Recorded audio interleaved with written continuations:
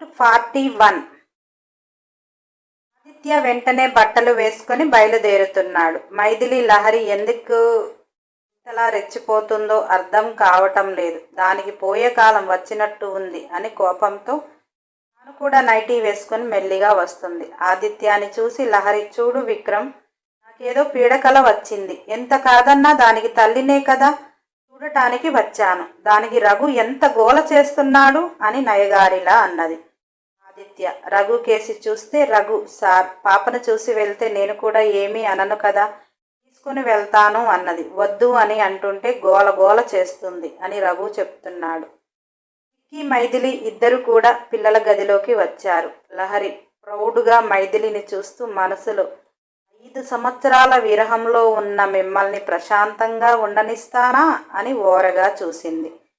మైథిలి జిక్కీతో, చెంప మీరు పగలగొడతారా, నేను పగలగొట్టనా అని జిక్కీకి మాత్రమే వినపడేలా అన్నది. జిక్కీ మైథిలికెళ్ళి చూస్తుంటే, ఇందాక మీకు చెప్పాను 2 రోజుల్లో పాపని నేనే అప్పజెప్తాను అని. ఇప్పుడు వెధవ డ్రామాలు వేస్తుంది కదా. నువ్వు కొడితే ఈ బెడ్రూమ్ నుంచి ఆమె బెడ్రూమ్కి పోతుంది. నేను కొడితే గుమ్మం అవతలకు వేస్తాను. లాయర్గా మీకు ఒక మాట ఇచ్చాను. ఆ మాటకు కట్టుబడి ఉండాలి అనుకుంటా అనగానే జిక్కీ పోయి లహరి చెంప చెళ్ళును అనిపించాడు. లహరి జిక్కీని నెట్టేస్తూ, నా కూతురు దగ్గరికి నేను వస్తే నువ్వేంటి ఓవర్ చేస్తున్నావు అన్నది. జిక్కీ, నువ్విలా ఓవర్ చేయాలి అంటే నీకు లాయర్లు అవసరం లేదు కదా. రౌడీయిజం చెయ్యటానికి నువ్వా మైథిలియా చూసుకోండి. ఇందాక నాతో మాట్లాడించిన దానివి రూల్స్ ఎలా బ్రేక్ చేసి పాప దగ్గరికి వచ్చావు? అప్పగిస్తాను అని క్లియర్గా చెప్పింది కదా. నువ్వు ఓవర్ చేస్తున్నావా, నేను ఓవర్ చేస్తున్నానా అంటూ తన చెయ్యి పట్టుకొని రుస రుస గుంజుకొని తీసుకుని వెళ్ళి లహరి బెడ్ మీద విసిరి కొట్టి, ఒక మాట నాకు చెప్పి ఉంటే నా సమక్షంలోనే పాపను నీ దగ్గర ఉంచుదును కదా. లాలిపాటలు ఎంతలా పాడేదానివో నేను కూడా చూద్దును. అందరూ పడుకున్నాక దొంగ కుక్కలాగా వెళ్ళవలసిన అవసరమేముంది అన్నాడు. లహరి, నిన్న ఫోన్ చేసి డిస్టర్బ్ చేశాను. ఈరోజు డిస్టర్బ్ చేయాలి వాళ్ళని అనుకుంది, కానీ చెంప పగలగొడతాడు జిక్కి అనుకోవాలి. అందుకే మోసుకొని పడుకుంది. మైథిలి, రండి వెళదాము అని ఆదిత్యాన్ని తీసుకొని వారి రూంలోకి చేరాడు. ఆదిత్య అసహనంగా, ఎందుకు తను ఇలా చేస్తుంది? పడుకునేటప్పుడు తినేటప్పుడు కూడా ప్రశాంతత లేకుండా పోతుంది అంటుంటే మైథిలి ఆదిత్య పక్కన కూర్చొని, 2 రోజులు ఓపిక పట్టండి. తనకు కావలసింది డబ్బు. మనం ఇవ్వను అన్నప్పుడు ఆమె అలా ప్రవర్తిస్తూనే ఉంటుంది. మీరేమి కంగారు పడకండి, నేను చూసుకుంటాను కదా.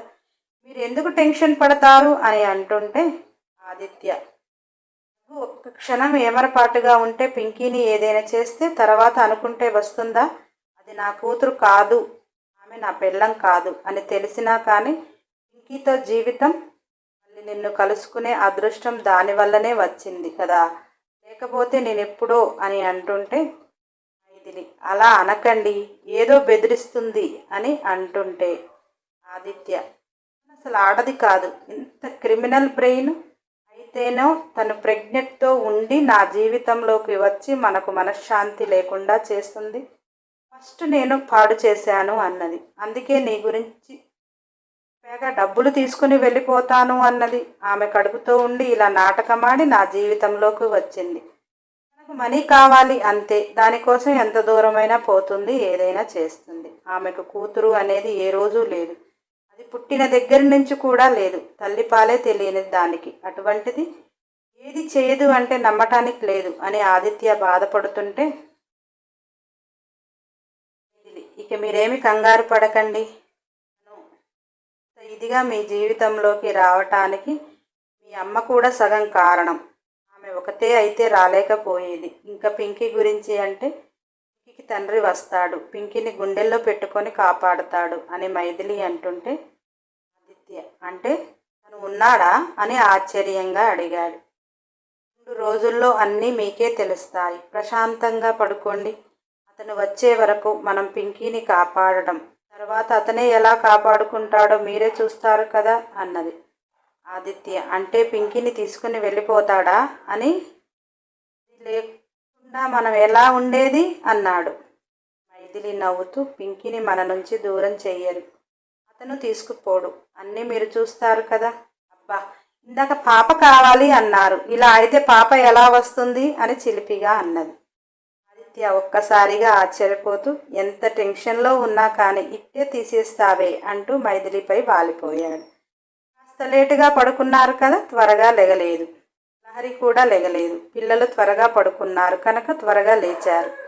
రఘు వాళ్ళని ఫ్రెష్ చేయించి డైనింగ్ టేబుల్ మీద కూర్చోబెట్టి, మెయిడ్ వచ్చి మీకు మిల్క్ ఇస్తుంది, వెయిట్ చేయండి అంటూ ఏదో ఫోన్ మాట్లాడుతూ వెళ్ళాడు. శూర్పణ ఫ్రెష్ అయ్యి బయటకు వచ్చింది.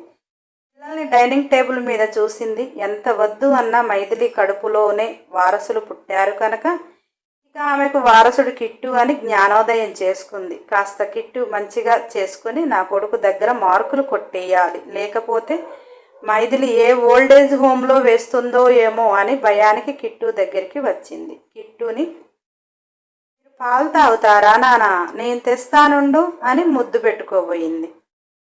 శూర్పణ చేతుల్ని అంత దూరంలో విసిరి కొట్టి, డోంట్ టచ్ మీ, నా బాడీపై నీ హ్యాండ్ పడితే ఇరిటేషన్ వస్తుంది, నీకు ఇంతకు ముందే చెప్పాను అంటూ వేలు చూపిస్తూ బెదిరిస్తూ మాట్లాడుతున్నాడు. వాడిని చూస్తుంటే జమీందారిని చూసినట్టే ఉంది. శూర్పణ, అది కాదు నానా, నీకు నేను నానిని అని మరొక్కసారి ముట్టుకోబోయింది. ఐ హేట్ నాని నేమ్ అంటుంటే, ఈ కిట్టుకి నాని అనే పేరు నచ్చదట అన్నది. ఆదిత్య వస్తుంటే శూర్పణ ఎదురెళ్ళి, చూసావా నీ కొడుకు ఎంత లేచి మాటలు అంటున్నాడు. నువ్వు వాడిని తండ్రివి అయినప్పుడు నేను నానమ్మను కాకుండా ఎలా ఉంటాను? వేలుడంత లేడు, ఎంతలా మాట్లాడుతున్నాడు చూసావా నాన్న, వాడి తల్లి ఎన్ని నేర్పిస్తే వాడంతలా మాట్లాడుతున్నాడు అని బాధగా ముఖం పెట్టి ఆదిత్యాని అడుగుతుంటే, ఆదిత్య, అమ్మ ఇంట్లోనే ఉంది కదా, అమ్మ మాట జవదాటకుండా ఉండటం, వాడు నాలాగే ఉంటున్నాడు అనుకోవచ్చు కదా అంటూ వెళ్ళిపోయాడు. మైథిలి వస్తుంటే శూర్పణ, ఇంత దారుణంగా ఉంటుందా, నా కొడుకు బిడ్డని ముట్టుకునే హక్కు లేకుండా ఏం పెంపకమో ఏంటో అన్నది. మైథిలి తన ఎదురుగా వచ్చి, పెంపకం గురించి మీరు మాట్లాడకండి, నీ కొడుకుని ఏ రీతిగా పెంచారు అందరికీ తెలుసు. ఇక నా కొడుకుని ముట్టుకునే హక్కు కాదు కదా, చూసే హక్కే ఇవ్వకూడదు అనుకున్నా. వారు చేసిన వాటికి వాడు నీ కంటికి ముందు కనపడాలి అని నీకు దర్శనం అన్నా అవుతుంది. వాడిని ముట్టుకునే హక్కు నీలాంటి పాపాత్ములకు లేదు, ఎందుకంటే వాడిని భూమి మీదకి రాకుండా నీ దగ్గర ఉంటే చేస్తారు కదా. అందుకే జన్మలో వాడిని టచ్ చేయాలని చూడకండి. టచ్ చేశారంటే అప్పటికప్పుడే చెయ్యి విరగ్గొట్టేస్తా. దూరంగా ఉండి చూస్తూ మెక్కి రూమ్లో సైలెంట్గా పడుకోండి, లేదా హంగామా చేస్తాను అంటే కాళ్ళు చేతులు విరగటం ఖాయం అంటూ పిల్లల దగ్గరికి వెళ్ళింది. ఆ రోజు గడిచిపోయింది. హరి జిక్కి దగ్గర బాగా నటిస్తూ చెప్తుంది, జిక్కి, ఇక నా జీవితంలో పాప తప్ప ఏదీ లేదు, ఇక వాళ్ళ నుంచి నాకు మనీ రాదు అని అర్థమైంది. పాప ఆదిత్య పాప కాదని తెలిసింది. ఇక వాళ్ళు మనీ ఎలా ఇస్తారు? దాన్నైనా నాకు ఇచ్చేస్తే దాన్ని చూసుకుంటూ బ్రతికేస్తా అని పైకి అంటూ, లోపల అది నా చేతికి వచ్చాక ఆదిత్యకి ఎలా చుక్కలు చూపియాలో అలా చూపిస్తా అని వెంటనే రాలిపోదు అని అనుకుంటూ జిక్కిని చూస్తుంటే, జిక్కి, పాపని కాదు,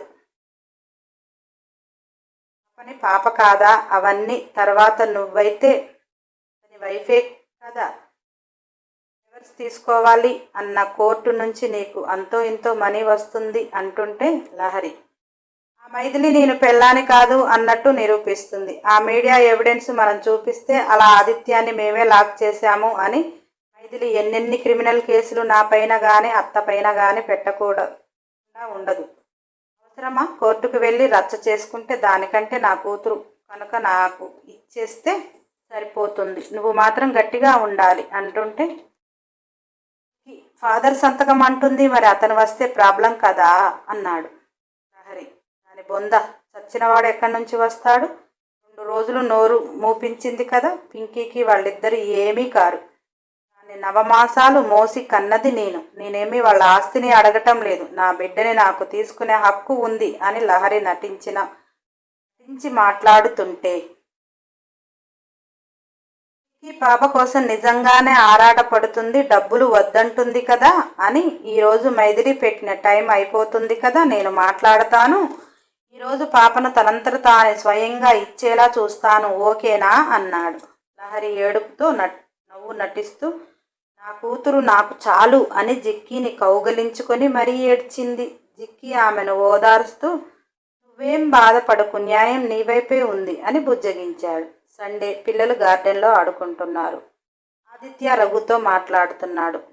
మైథిలి ఆదిత్యకి కాఫీ తీసుకుని వెళ్ళి రామ్ గారిని తీసుకుని రావటానికి నువ్వు వెళ్తున్నావా, రామ్ తనే వస్తాను అన్నాడా అని అంటుంటే ఆదిత్య నేను రఘుని వెళ్ళమన్నాను, సిటీలో కాస్త ఇబ్బంది పడతారు కదా, ఫ్యామిలీతో వస్తున్నాడు, నువ్వు త్వరగా వెళ్ళు రఘు అని ఆదిత్య అంటే ఓకే సార్ అంటూ వెళ్ళిపోయాడు.